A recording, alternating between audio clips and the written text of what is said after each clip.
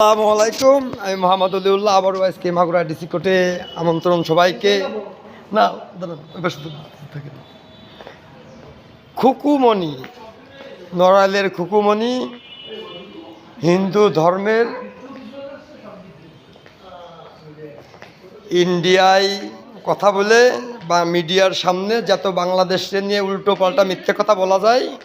খুকুমণি হিন্দু, সনাতন ধর্ম, আমাদের মুসলমান ধর্মরে নিয়ে উল্টোপাল্টা কথা বলেছে ইন্ডিয়ায় মিডিয়ায়।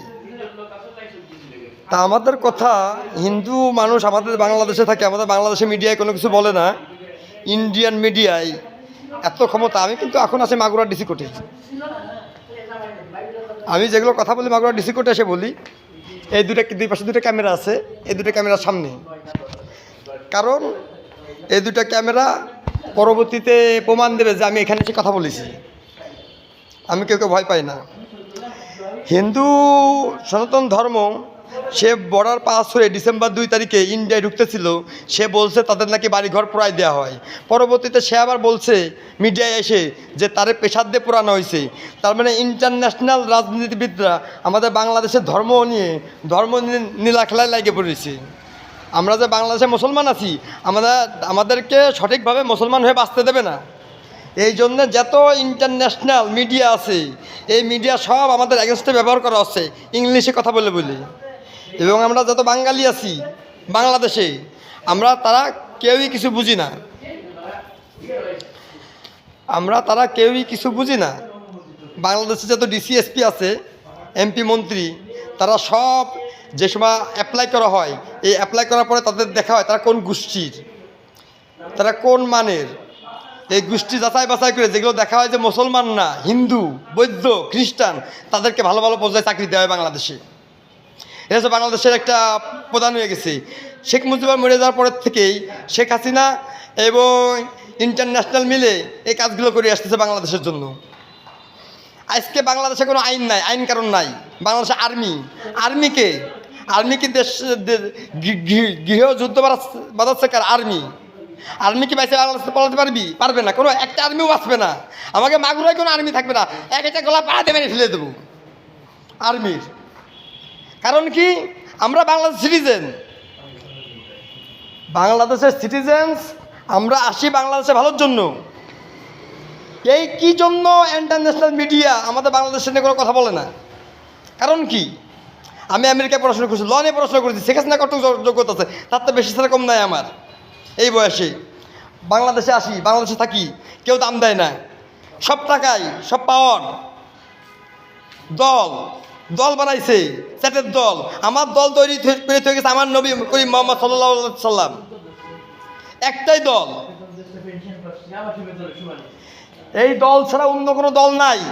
এই যে আমি ডিসি কোর্টে আছি, আমি বড় গলা করে বলতেছি, ডিসি কোর্টের ভিতরে আজকে ডিসি কোর্ট খোলা। আমি মোহাম্মদ অলিউল্লাহ।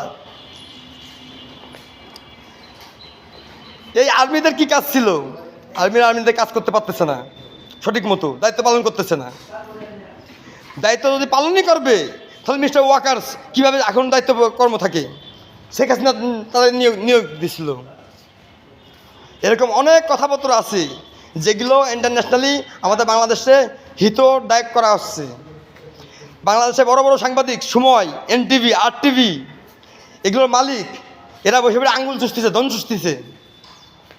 কোনো কথা বলার ওদের মুখ দিয়ে আওয়াজ করার সাহস নাই।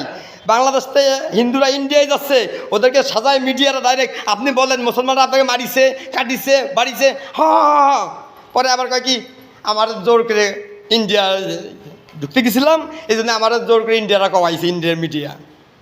কেন এমন হবে কেন? এই নড়াইলের মহিলা খুকুমণির কাছ থেকে আমরা বাংলাদেশের নিয়ে এত খারাপ কথা বললো কেন? কেউ প্রতিবাদ করতেছে না।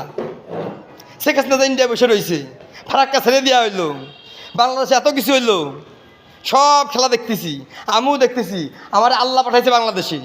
আমার নাম মোহাম্মদ অলিউল্লাহ। শেখ হাসিনা পলাই যাওয়ার আগে কইছিলাম, শেখ হাসিনা তোর মায়ের চুরি তোর পলাতে হবি, বাংলাদেশে দিয়ে পলাইছে। মাগুরা ইসলাম এমপি শিখর সাহেব ভোটে জলদি আমি ঢাকা মেরে কইছিলাম তোকেও বাংলাদেশে পলাতে হবি, শিখরও পলাইছে। আমি বলি আমি এখনও মাগুরায় আছি, খেলা শেষ পর্যন্ত দেখা যাবে। এটা বাংলায় ছাড়লাম।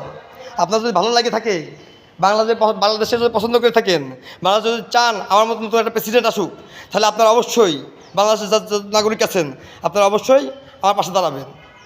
বাংলাদেশকে এর ভিতর থেকে বাইরে করে আনতেই হবে। কেউ সবাই মাথা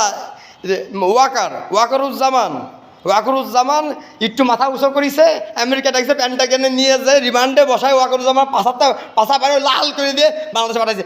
এখন মিডিয়ার সামনে এসে কথা করতে গেলে তুতলায় ওয়াকারুজ্জামান,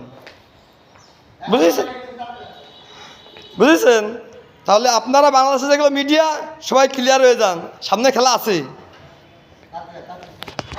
আল্লাহ হাফিজ।